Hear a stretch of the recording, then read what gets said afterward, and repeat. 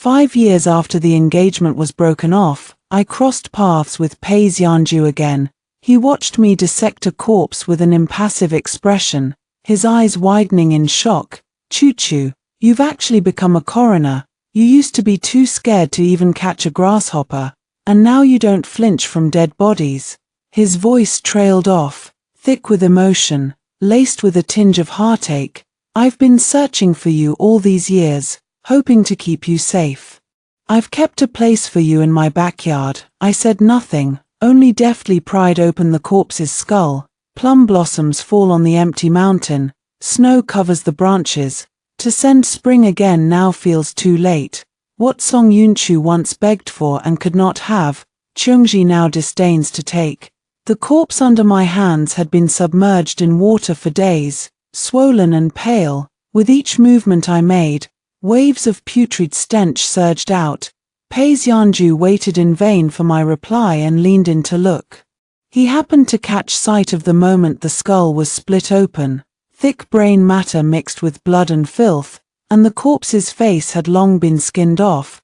The sight was truly gruesome. He froze abruptly, then turned and stumbled out of the room. A moment later, the sound of his retching echoed from outside. Xiao Qingyun let out a scoff. So this so-called Vice Minister of the Court of Judicial Review is even more cowardly than I am. Uncle the Emperor must really be losing his eyesight.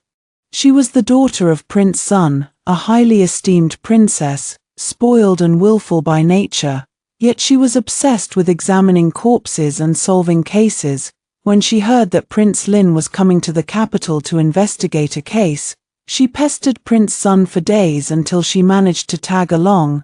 Not once did her expression falter in this blood-soaked autopsy room, but those words were hers to say, not mine.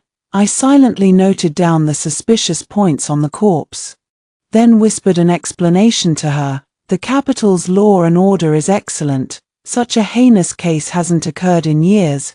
It's only natural that the vice minister isn't used to it for the moment. She pouted, waving the matter off casually. Cheongji, you and he seem to be old acquaintances. I remember you're from the capital too, aren't you? I nodded. We did know each other once. But we weren't close, not close. Pais Yanju had returned at some point and retorted in a hoarse voice. He sighed after a moment. Choo-choo, I know you still resent me. Xianlu and I truly wronged you back then. I know I was in the wrong now. Since you're back in the capital, stay. I swore to protect you for the rest of your life. There will always be a place for you in my backyard even if you want to be my principal wife. I cut him off. Master Pei, please choose your words carefully. You already have a wife. How could you offer me the position of principal wife?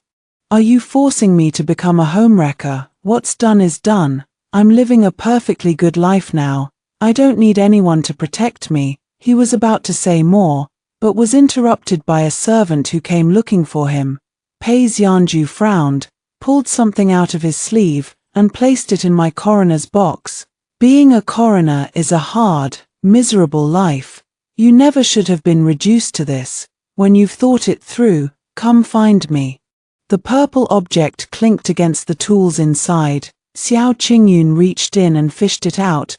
The quality of this purple jade is superb. It seems Pais Yanju isn't stingy with his money. I'd better go tell Uncle Huang to watch out. His royal coroner might get poached. I frowned. Your Highness, please don't tease me. To Prince Lin, I was nothing more than an insignificant subordinate. I couldn't afford such jokes. Xiao Qingyun blinked her grape-like eyes and examined the jade piece carved with a lotus flower again. Song, Cheongji, your surname is Song. I heard Pais Yanju was once engaged to the late great Confucian Song Huaishan's daughter. Does that mean you, Cheongji? If you don't tell me, I'll go ask Uncle Huang.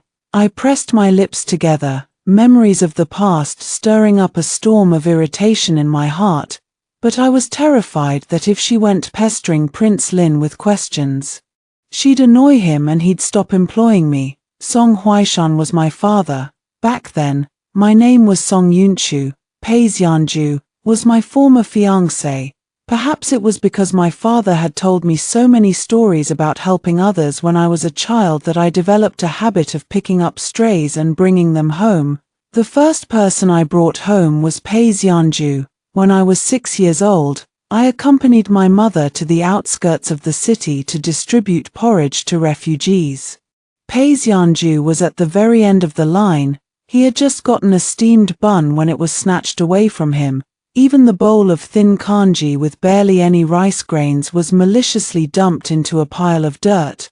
I felt a surge of pity for him. I begged my mother to take him in. Because I had seen him, he had originally been at the front of the line, but had swapped places with a woman on the verge of starvation. A kind heart deserved to be rewarded. Paisyanju worked as a servant in the Song household for 2 years. The capital was always windy. Every autumn, the fallen leaves in the courtyard were a constant nuisance to the servants, but from the day he took charge of cleaning, I never saw a single leaf on the ground again. Not only was he hardworking, but he also had a natural talent for studying. My elder brother had to read a poem 3 times before he could recite it fluently, but Paisyanju could memorize it after just 1 hearing. My father, a lover of talent, took him on as his student and personally tutored him by his side. Paisyanju and I grew up together, childhood sweethearts. He was always steady, always putting me first in everything. When my father realized my feelings for him, he personally asked Paisyanju if he would be willing to marry me. At that time, Paisyanju said, "For 10 years, I've nurtured the snow on the lonely mountain. Today, I come to betroth its first blooming branch, if Chuchu marries me. From now on, she shall rule my backyard as she pleases. I swear to protect her for the rest of her life." In the year he came of age, he topped the imperial examinations in one fell swoop. All the young ladies who were friends with me teased me, saying I had an excellent eye for betting on a winner, picking myself such an outstanding husband so early on.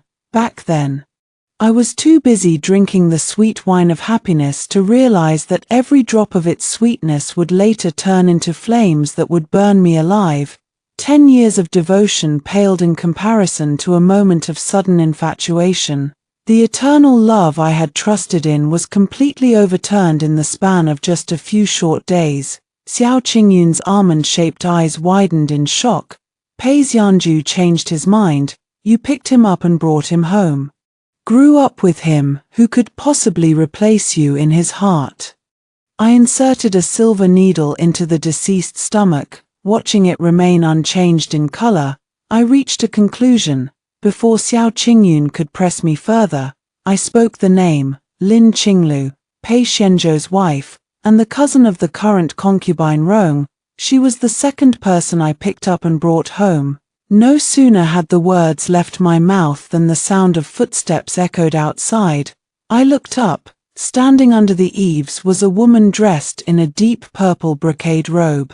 Her hair adorned with countless red hairpins. When our eyes met, her pupils constricted almost imperceptibly, and she even took a small step back. But in the space of a single breath, a warm, gentle smile bloomed on her face. "Chuchu, you're still alive. That's wonderful news. Ever since you were exiled, I've prayed day and night for you to live in peace for the rest of your life. Luckily, the Bodhisattva answered my prayers and made my wish come true." My eyes turned cold, and I spoke each word slowly and clearly. "I survived because it wasn't my time to die. What does it have to do with your so-called prayers?" Lin Qinglu's smile faltered slightly, and she quickly changed the subject. "Regardless, the important thing is that you're alive. But Chuchu, why didn't you come find me when you returned to the capital? You have no other relatives left in this world now. Only I am somewhat related to you by marriage. I naturally should take care of you." Her words were warm and earnest, as if we were nothing more than old girlfriends reunited after a long separation. I slowly curved my lips into a smile. How nice. After all these years, she was still so good at putting on a mask. People who never changed were easy to deal with. "You've remarried. So we are no longer related by any means." I held out my hands. letting her see the bloodstains on them clearly. "I'm swamped with official business today. Please return home, Mrs. Song." Lin Qinglu paused, her voice suddenly choking up with emotion. "Chu-chu, do you still resent me? Xianju and I truly wronged you back then. Would be happy to find you an easy job in the capital, so you don't have to work this grueling job as a coroner anymore. I'm sure you've suffered a lot these past few years, and your marriage has been delayed. I can ask my cousin to look for some well-born men for you. I'll definitely find you a good husband." I picked up a handkerchief and wiped the bits of flesh and blood from my fingertips. "Mrs. Song, you're overthinking it. I've long forgotten those old grudges. If I truly have any wish now, it's to do everything in my power to clear my father and brother's names and restore their innocence." When I mentioned my father and brother, Lin Qinglu's body suddenly went rigid. The color drained from her face inch by inch. Her eyes darted around in panic, before finally fixing themselves on the hem of her skirt. "How forgetful of me." Her voice was dry, trembling with undisguised panic. "My young son has been having nightmares during his afternoon naps lately, crying non-stop. I have to go back to check on him." With that, she grabbed her maid's hand and hurried away, her retreating figure looking almost like she was fleeing for her life. Xiao Qingyun, who had been hiding behind the door watching the entire show, smacked her lips in amusement. "Look how guilty she looks. I can't help but feel that what this Mrs. Lin is most afraid of facing is your father and brother." I nodded. "Before she married Pei Xianju, she was my sister-in-law. When I found Lin Qinglu, she was just an orphaned girl who had come to the capital to seek refuge with her uncle, only to be turned away. I had picked her up after she collapsed from hunger by the side of the road. When she regained consciousness, she knelt before me and begged. She said she had nowhere else to go and was willing to sell herself into servitude if only she could have a roof over her head and some protection. It just so happened that Ling Qiu, my personal maid, had asked for leave to take care of her sick family. Seeing that Lin Qinglu was literate and spoke coherently, I kept her by my side. Lin Qinglu had once been the apple of her parents' eyes. She could play the qin, paint and write, and was skilled at chess. She was also very observant, always vying to do the chores in my courtyard. She would bring snacks to my elder brother Song Chengyao when he was training at the martial arts ground, or deliver ink and paper to Pei Xianju, who lived in the outer courtyard. As time went by, she and my elder brother Song Chengyao gradually fell in love. My parents were truly kind-hearted people, open-minded and not at all concerned about Lin Qinglu's humble origins. Before long, Lin Qinglu became my sister-in-law. My elder brother was always swamped with official duties. Instead, it was Lin Qinglu and I who spent our days together, growing closer with each passing day. She was also very grateful to me, saying I was her benefactor for life. "Chu-chu, I will be grateful for your kindness for the rest of my life."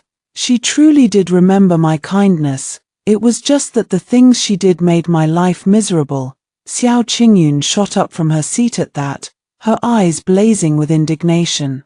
"She was already your sister-in-law. How dare she carry on with that Pei Xianju behind your back? And that Pei Xianju, I thought he was just a coward, but it turns out he's got quite the nerve." I closed my eyes, the memories of that fateful night flooding back. It had snowed for the first time in the capital that night. The third prince, who'd come to the Song mansion to celebrate father's birthday, had been urgently summoned to the palace. He'd never returned. Rumors spread that his secret plot to usurp the throne had been exposed, and he'd been executed on the spot. Father had been the third prince's first tutor. Brother was his most trusted confidant. Overnight, the Song family was teetering on the brink of ruin. Brother was the first to fall. He and father were thrown into the imperial prison together, interrogated relentlessly for 3 days straight. When his body was sent back to the mansion, it was mangled beyond recognition. The men who'd killed him had left him there as a warning, wrapped crudely in a straw mat. His corpse was dumped unceremoniously at the Song family's front gate. It was the first dead body I'd ever seen in my life, and it belonged to my own brother, who'd bought me peony pastries just the day before. The sight was so horrific that I fainted on the spot.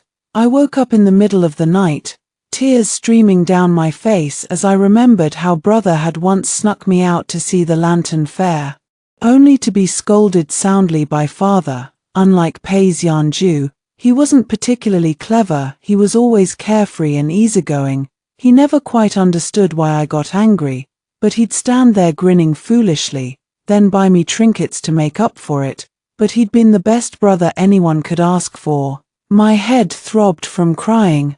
I dragged myself out of bed and headed to the morning hall, desperate to see brother one last time. Instead, what greeted my eyes was a scene of unspeakable depravity. Two naked figures tangled together behind the black coffin, their bodies pressed against the white funeral curtains. As the man moved above her, their jet black hair fell forward, intertwining like snakes. Through the gaps, I could just make out the woman's profile. It was Lin Qinglu, the same woman I'd wiped clean with my own hands and taken into the Song mansion. The air was thick with the sickly sweet stench of lust and sweat. Amidst the scattered clothes, shoes, and jewelry, one item stood out, a purple silk pouch. Inside was a peace talisman I'd prayed for at Baohua Temple, a gift I'd personally given Paisyanju on our engagement day. I'd stumbled upon their betrayal so suddenly, so brutally. The white candles burned brightly beside the coffin, their wax dripping down like tears, each drop searing my heart like molten iron. It felt as though someone was carving my flesh away with a thin, blunt knife, over and over again, until my heart was nothing but a bloody, mangled mess. Xiao Qingyun slammed her fist down on the table. How disgusting, how utterly vile. They trampled all over your feelings like that. And yet they had the nerve to act all affectionate earlier. Makes me want to throw up. Did you slap them silly that night? You should have. I thought carefully for a moment. I did slap him once, in my old life. I would have gone absolutely mad. I would have charged at them, scratched their faces to ribbons, and screamed my accusations at the top of my lungs. Father had always said I was spoiled rotten. He'd worried about me marrying anyone else, but he'd thought Paisyanju would be perfect for me. Funny, isn't it? When it came to judging people, father and I were cut from the same cloth. But that night, brother was dead, father was still rotting in prison, and mother had collapsed from shock with a raging fever. The entire Song mansion was in chaos, and for the first time in my life, I felt a bone-deep, icy calm wash over me. I pushed down the seething rage that threatened to consume me, the urge to tear them both apart limb from limb.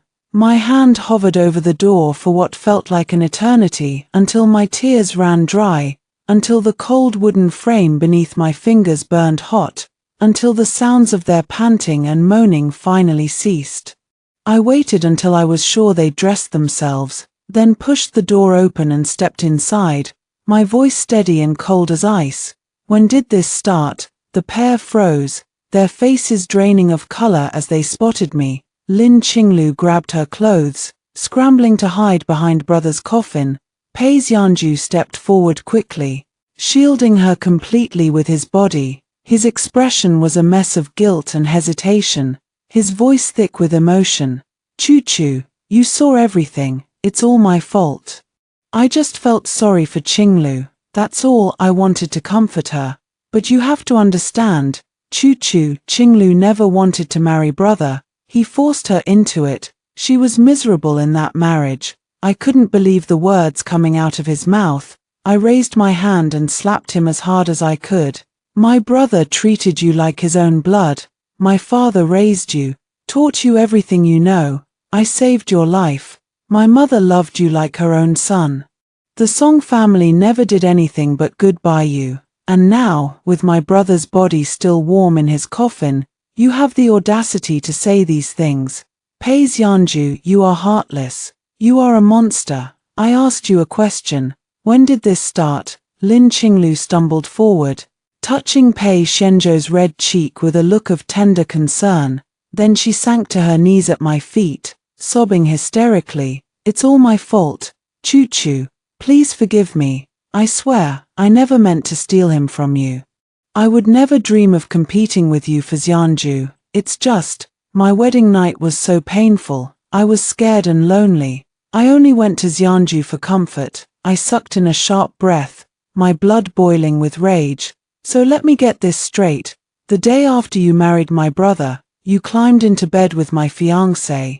You two are truly despicable. A match made in hell." Lin Qinglu's sobs grew louder, her body trembling as Pei Xianzhu pulled her into his arms and held her close.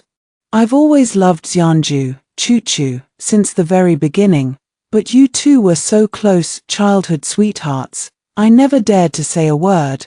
And your brother, he was a brute, a warrior. I was terrified of him. How could I ever refuse him? Now he's gone, executed for his crimes. But I'm still young, Chu-Chu. I still want to live." Her shameless words were too much for Mother, who'd rushed over at the sound of the commotion. She coughed up blood on the spot, her face ashen. After a long, painful silence, Mother spoke, her voice hoarse and broken. "Lin Qinglu, I knew from the start how you flirted with Yaroa, how you led him on. But I pitied you. You were the same age as Chu-Chu, yet you'd had such a hard life. So I turned a blind eye. As a mother, what more could I want than for my son to marry a kind, decent woman, someone who could manage his household well? Yaroa loved you, and you always seemed so sweet and obedient. So I agreed to the marriage. Now my son is dead. And you have the gall to accuse him of forcing you. You're not just lying, you're insulting his memory." That night, I wrote the letter of annulment with ice-cold resolve, my hand never once shaking. At first, Pei Xianzhu refused to take it. "Chu-Chu, the Song family is too closely tied to the third prince. There's no way you'll escape this unscathed. But I won't break my promise to you. I'll marry you once we're wed. No one will dare to touch you. You'll be safe. The Song family has given me everything. I know I've wronged you deeply, but please, let me make it right." I had no patience for his crocodile tears, no time for his empty apologies. My mind was racing, calculating my next move, my only priority keeping Mother and myself alive. The Shu family, our neighbors from the alley next door, had been executed in the public square, their entire clan wiped out. Mr. Shu had served under the third prince, just like brother, no matter how I looked at it. Death seemed inevitable. I was drowning in despair when a single line from Pei Xianzhou's speech caught my attention, a tiny crack in his carefully crafted lies. "Everyone in the capital knows you were raised by the Song family. If you marry me now, won't that make you guilty by association? How will that keep me safe?" Pei Xianzhu hesitated, his answer vague and evasive. "Qinglu's cousin is now a favored concubine in the palace. Her uncle has agreed to protect us, and besides, the second prince has promised me a boon, anything I want." A vein throbbed at my temple, a wave of unspeakable grief and rage crashing over me. I finally understood. Brother had always insisted that the third prince cared only for the people, that he had no interest in fighting for the throne. But now it was clear the so-called treason had been nothing but a trap set by the second prince. And Pei Xianzhu, he'd betrayed us long ago. He'd switched his allegiance to the second prince, abandoning the Song family to its fate. Not only had he escaped unscathed, he'd even been rewarded for his treachery. It wasn't hard to guess the truth. Our family had been nothing but a stepping stone for him to climb the ladder of power. Xiao Qingyun was sharp as a tack. She put the pieces together instantly. He knew the Song family was doomed. He knew it all along. Not only that, he was in cahoots with the people who framed the third prince, that second prince, Chengji. "I'll have Pei Xianzhu arrested this instant. I'll make him confess everything." I stopped her with a shake of my head. "It's just a theory. I have no proof." Pei Xianzhu was riding high in the imperial court now. Lin Qinglu's cousin was a beloved concubine. Together, They were untouchable, powerful, wealthy, and adored by all, and me, I was just a lowly coroner, a nobody with nothing but a grudge and a handful of memories, without concrete evidence. What chance did I have of bringing them to justice? That night, I'd used Pei Xianzhou's guilt to my advantage.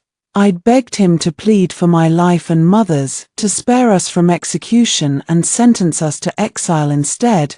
It had been the best outcome I could have hoped for. Xiao Qingyun slumped back into her chair, fuming with anger. She kicked a bamboo basket on the floor, sending it flying. I thought this was going to be some romantic tale of lost love and second chances. That's why I begged you to tell me the story. But hearing all this, it just makes me sick to my stomach. Qiongji, how did you go from being a sheltered young lady to a coroner? You must have suffered so much these past few years. So much pain. The autopsy was finally over. I carefully packed away the evidence I'd collected, then walked to the well in the courtyard to wash my hands with soapberries. Foam slipped through my fingers, revealing a pair of hands covered in thick, rough calluses. These hands hadn't always been this way. Your fingers are as slender as green onion shoots. Your skin as smooth as the finest Dingyaro white porcelain. That's what Pei Xianzhou had said to me when he'd held my hand for the first time. But the years of exile had changed everything. Sleeping rough under the stars, braving wind and frost, working till my bones ached, they'd carved their marks into my skin, layer upon layer of calluses turning my once soft hands hard and coarse, like gravel beneath the fingertips. Even now, even though I no longer do heavy labor, they'll never be the same again. Once, I'd been so delicate, so easily frightened. I'd been scared of butterflies, too timid to catch one with my own hands. Once, Brother had excitedly brought home 2 green bamboo vipers to show me, only to watch me collapse in a terrified faint. He'd been so worried about me that he'd endured Father's harsh punishment without a single complaint. The memory of his sheepish, guilty face made me smile through my tears. I did suffer, I said quietly, rinsing the last of the soap away. But in the end, I survived. That in itself is a blessing from the heavens. Being a coroner is hard work, gruesome, exhausting, and often thankless. When I first started, I'd only had book knowledge to guide me. The first time I'd made an incision, I'd vomited until my stomach was empty, until there was nothing left inside me but bile and fear, cutting open chests, sewing limbs back together, cleaning away blood and guts. It all used to terrify me. I'd close my eyes at night and see nothing but corpses, their faces twisted in pain. To this day, I still can't sleep without a candle burning beside my bed. But I'm the only one left of the Song family. I'm the last one standing. I have to keep going. For father, for mother, for brother.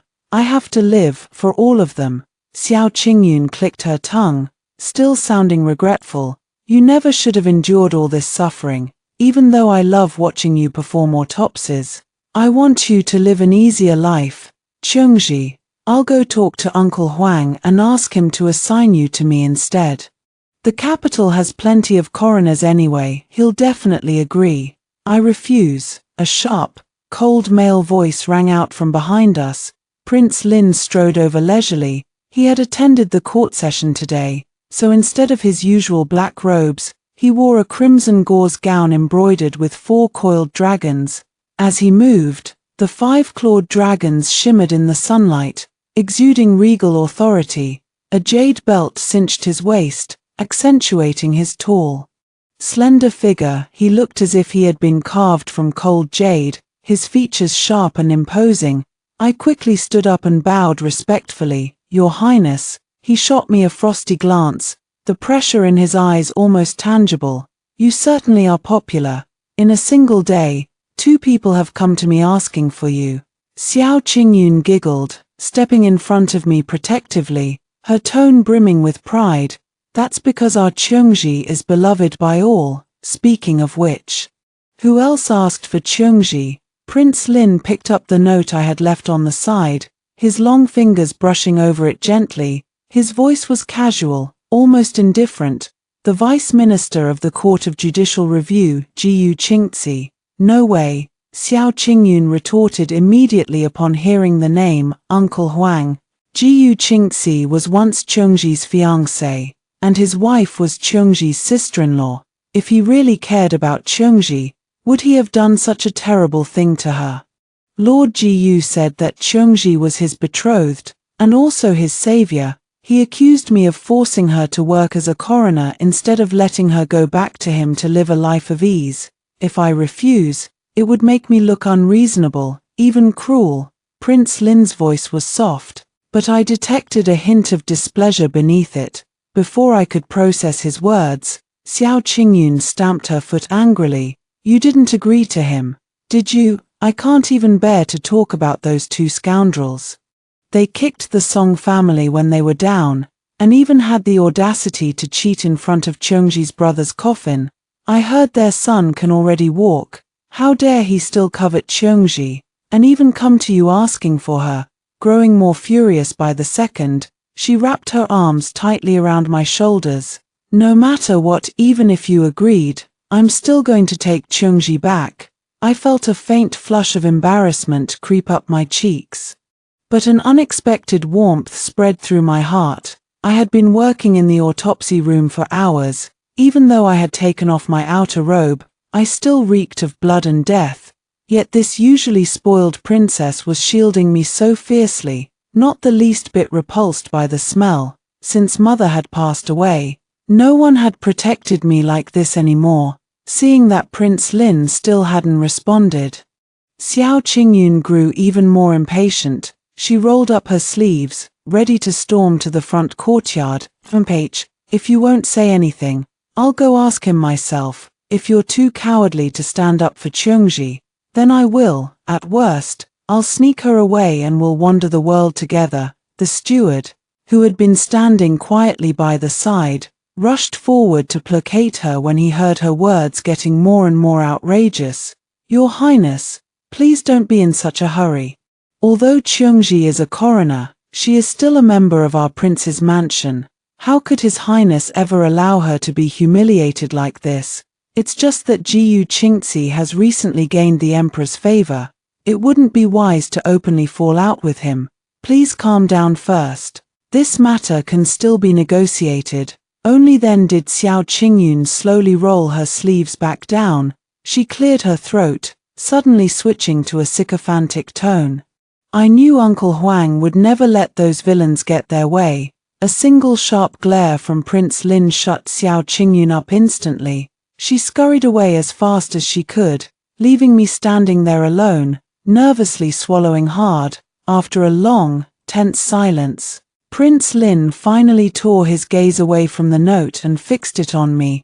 You said the silver needle didn't change color when inserted into the stomach, meaning he wasn't poisoned. I nodded. That's right. He knew someone was trying to kill him long before it happened. Pausing for a moment, I took the initiative to speak up. I recognize this corpse, Song Zhifang. He was the third person I picked up and brought home. He's had 3 small moles on his left foot since he was a child. He worked for the Song family for years. After our family fell, he disappeared without a trace. I pulled out the item I had found earlier and presented it to Prince Lin, a piece of blood-soaked, tough oilcloth. Hidden beneath the dead man's scalp, the wound had been concealed so carefully, waiting to be uncovered after his death. It was clear that his murder had not been a random act of violence. There was more to this case than met the eye. Prince Lin took the oilcloth and unfolded it, his eyes flickering with a glint of interest after reading it for a moment. Have you looked at it? I shook my head. I didn't dare to unfold it. Prince Lin lowered his eyes. And that was when I noticed just how long his eyelashes were. In the past, I had only ever been aware of how deep and intense his eyes were. I had never dared to look closely. Chengji, when did you join my service? I didn't have to think twice. The answer came to me instantly. 5 years ago, that was the year father, realizing that his pleas for justice were in vain, had taken his own life to prove his innocence. Mother and I were sentenced to exile in Ninguta before we left. Pei Xianju, who had already been betrothed to Lin Qinglu by order of concubine Rong, had come to me, asking if I regretted everything. Out of gratitude for my past kindness, he and Lin Qinglu were willing to take me in as his second wife, sparing me from the agony of exile. I had spat in his face, then boarded the exile cart without a second glance. Mother and I had braced ourselves for hardship, and we had endured it all, but later, we realized that physical suffering was nothing compared to the other horrors we faced. The lewd, greedy stares of the escorting officers were what truly haunted us, filling us with constant fear and unease.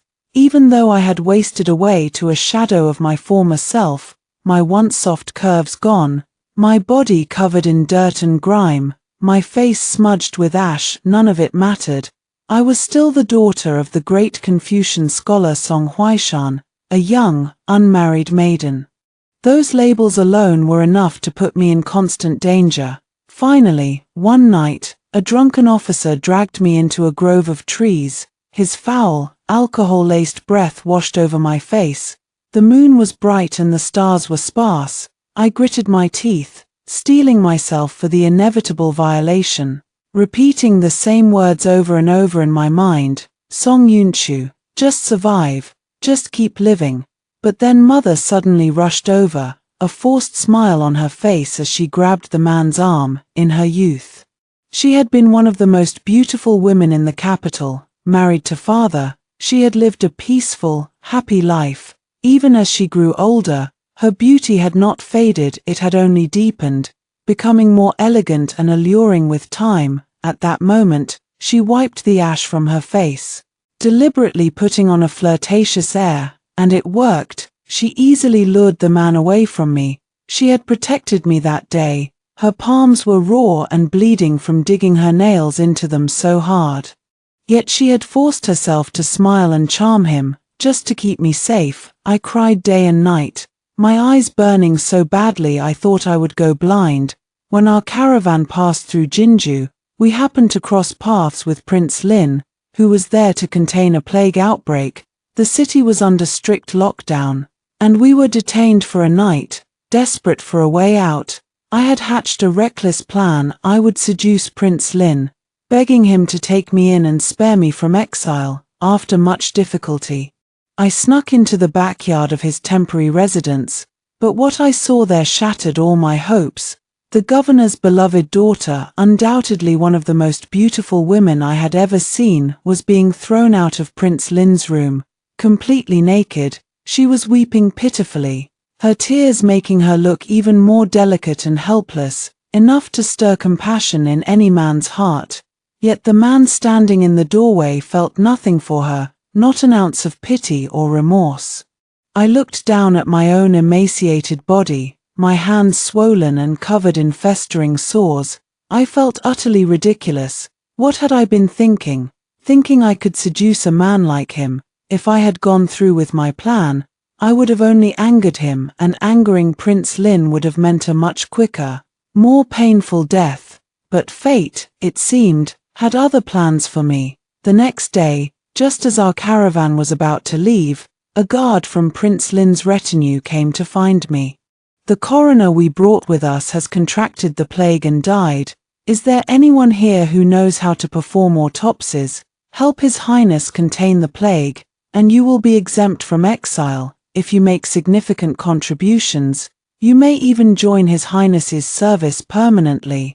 A surge of joy erupted in my heart. I raised my hand without hesitation. My brother had joined the military to learn martial arts, and he had always come home covered in injuries, to take care of him. I had read countless medical books, familiarizing myself with the human body's acupoints and structure. But it was only when I actually became a coroner that I realized how vast the gap was between theoretical knowledge and real-world practice. As these memories flooded back, my eyes suddenly welled up with tears. The road I had traveled to get here had been so long, so painful. Even thinking about it now made my chest ache with sorrow. Prince Lin glanced down at the note in his hand, his voice completely devoid of emotion. So it has been that long. When Leshan first brought you to me, you were so small and thin, looking as if a single gust of wind could knock you over. I never thought you would not only survive this long, but excel at your job." He frowned slightly, seeming hesitant for a moment. "Now I ask you, if you had a choice, would you rather clear the Song family's name, avenging your father and brother's deaths, or would you rather reconcile with Jiyu Qingxi?" I froze, completely caught off guard by his question. Prince Lin's full name was Xiao Chenjin. There were 7 royal princes in Daong, most of whom resided in their fiefdoms far from the capital. Only Prince Lin was constantly busy, holding the dual positions of Right Censor-in-Chief of the Censorate and Imperial Inspector. Traveling all over the country to solve cases and inspect local governments, over the years I had served under him, I had traveled to countless places alongside him. But our interactions had always been strictly professional, discussing autopsy reports, presenting evidence of wounds, never anything more. The only exception had happened in my first year with him. I had sneezed repeatedly because I couldn't afford to buy winter clothes, when he asked me how much my salary was. And I told him I hadn't received any yet. He had frowned slightly. That night, the steward had brought me my back pay, along with several sets of warm cotton-padded clothes. This was only the second time he had spoken to me about something unrelated to work. Meeting his dark, ink-black eyes, I answered honestly, "Of course I want to clear the Song family's name. I feel nothing but hatred for Jiyu Qingxi now, even if he wasn't directly responsible for my father and brother's deaths. I would never forgive him." Prince Lin said nothing, but the icy coldness surrounding him seemed to melt a little. He held out the oilcloth to me. "Open it and read it." My eyes fell on the dense, tiny characters covering the cloth. I recognized Song Zhifang's handwriting instantly, but the contents of his confession made my blood run cold, my hands trembling slightly as I read. He had been the one who planted the secret letters in father's study. His motive, jealousy. Both he and Jiyu Qingxi had been taken in by me, yet father had chosen to teach Jiyu Qingxi to read and write, grooming him for the imperial examinations, while assigning Song Zhifang to nothing more than keeping accounts and managing the household. And when I became engaged to Jiyu Qingxi, his jealousy had turned into bitter resentment. It had taken nothing more than a few words of provocation from the second prince's men for Song Zhifang to plant the forged letters in the books father had sent to the second prince, sealing the Song family's fate. The last line of the confession was scribbled in messy, hurried handwriting, clear signs that the writer had been in a state of extreme panic when he wrote it. Yet I read every word clearly. *5 years have passed since the Song family fell. I, Zhifang, have not slept a single peaceful night. I do not ask for forgiveness. I only beg that the Song family's innocence be restored. So the third prince really was framed, and our family was implicated for no reason at all. Prince Lin nodded, his expression grave. "The reason I returned to the capital this time is to clear the late Prince Rumu's name of the treason charges against him. He was a good man. He did not deserve to die such a dishonorable death, nor to be remembered as a traitor by the world. The Song family will also be exonerated. Your father and brother's reputations will be restored. When that day comes, you may stay in the capital if you wish, and if you still want to work as a coroner, I will." I didn't let him finish his sentence. I knelt down on the ground, kowtowing deeply to him. "All Cheongji desires is to seek justice for my father and brother. I am willing to serve your highness loyally for the rest of my life." Prince Lin nodded, and for the first time ever, he smiled at me. "Cheongji, wait for good news." I bowed my head, answering respectfully, "Yes, your highness," but my fingers couldn't stop trembling. For years, a heavy boulder had weighed on my heart, crushing me with its unbearable weight. Now, at long last, a tiny crack had appeared in that boulder. It was like the towering, snow-capped mountain I had spent years trying to climb. its peak forever out of reach, suddenly showing signs of melting. Father, brother, mother, Choo-Choo is finally going to get justice for you. I could not sleep for several nights on end. The thing I had planned to do after wrapping up my current affairs, I could no longer wait a single moment to see it done. Under the moonlight, I carried mother's ashes to father's grave. Xiao Qingyun, who had nothing better to do, pestered me to let her come along. She declared that she had read father's writings since she was a child, so he was practically her teacher. Now that she had the chance, she insisted on paying her respects. I dug a hole beside father's tomb while she poured a jar of Enuahong wine in front of the grave. Teacher, I heard you loved drinking and composing poems more than anything. Tonight I've also brought you the most popular poetry collection in the capital. You and my respected mistress can read it together in the underworld. I lowered mother's cinerary casket into the earth. I had been on the verge of tears. But her words made me snort with laughter. You certainly aren't shy about calling him teacher. Xiao Qingyun laughed and chided me a little. She propped her chin in her hand, a look of confusion flickering across her features. Cheongji, your mother was exonerated along with you, wasn't she? I completely forgot to ask you about her. The night was as dark as ink, a single crescent moon hanging lonely in the sky. It stretched her shadow long and thin, casting it slantwise across the cold, hard ground. Just like the day I found mother after she'd taken her own life, she had been lying on the same kind of cold ground, her shadow elongated beneath the moon. A faint, gentle smile still lingered on her lips. I smiled softly, a chill pricking the corners of my eyes.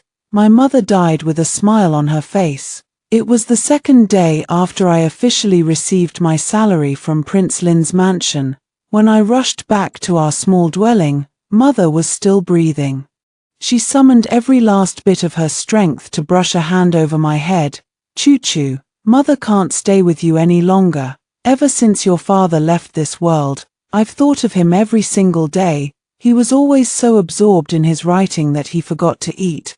I'm sure these past 2 years, without me to nag him, he's been going hungry down there. The day he died, he slit his own throat. No one was there to even cover his wound for him. He'd always forgive me once. I wrenched my wrist free from his grasp, my voice turning cold again. If promises were worth anything, would you have slept with Lin Qinglu in front of my brother's coffin? Jiyu Qingzi, not every apology deserves forgiveness. I appreciate that you took care of my father's grave, but that is a separate matter. As for you, I will never forgive you. His arm hung suspended in mid-air, clutching at empty air. He was about to say more, but Xiao Qingyun cut him off sharply. Can't you understand plain human speech? Cheongji isn't arguing with you because she's being magnanimous. If our prince son's mansion had picked up an ungrateful white-eyed wolf like you, we would have torn you limb from limb.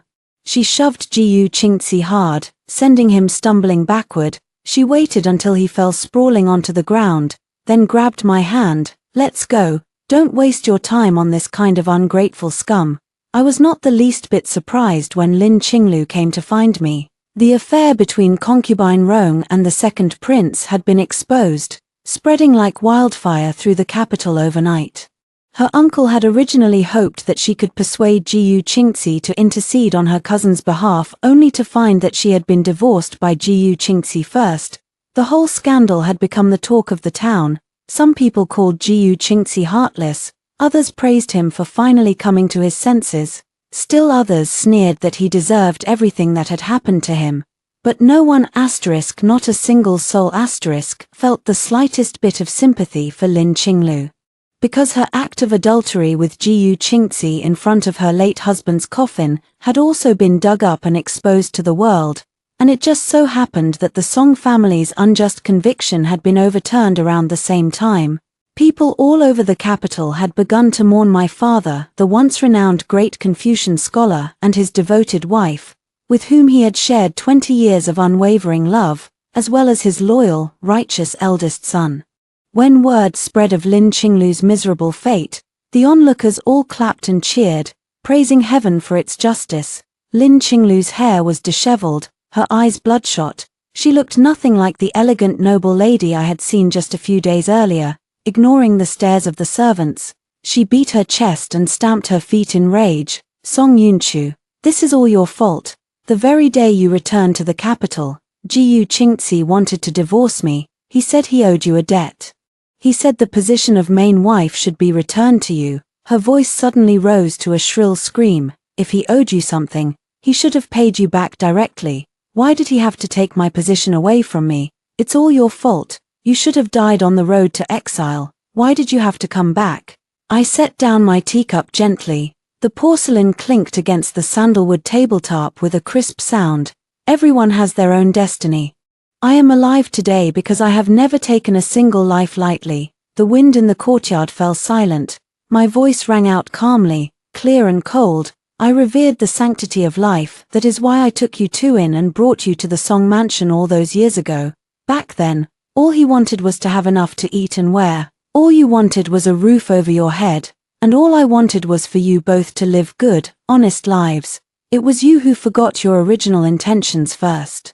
You who became greedy for more than you deserved. I fixed my gaze on her, every word sharp and cold as ice. A marriage built on adultery and betrayal is cracked at its very foundation.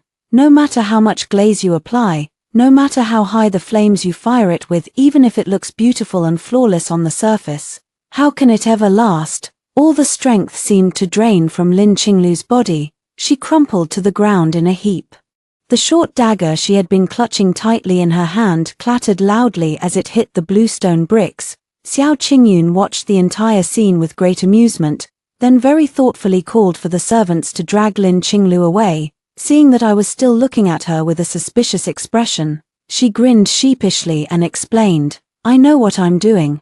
The storytellers only told the tale of your brother and sister-in-law. They didn't mention you at all.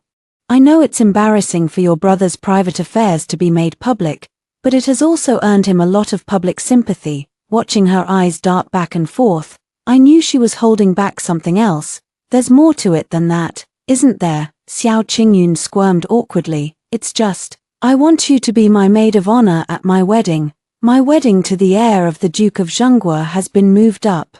But I don't have any close female friends among the noble ladies. They all think I'm a weirdo because of my obsession with autopsies. Cheongji, you're my only real friend. You won't refuse me, will you? I frowned. Even in ordinary families, brides avoid having coroners as their maids of honor for luck. Besides, you're a princess. This is no trivial matter. Xiao Qingyun broke into a wide, beaming smile. So that means you're agreeing. Don't worry. When my father heard I'd finally made a friend, he was overjoyed. He doesn't care about your profession at all. Besides, I've already asked Uncle Huang for leave for you, and he agreed. She paused, then added mischievously, I have to leave for the Duke's mansion today to make preparations.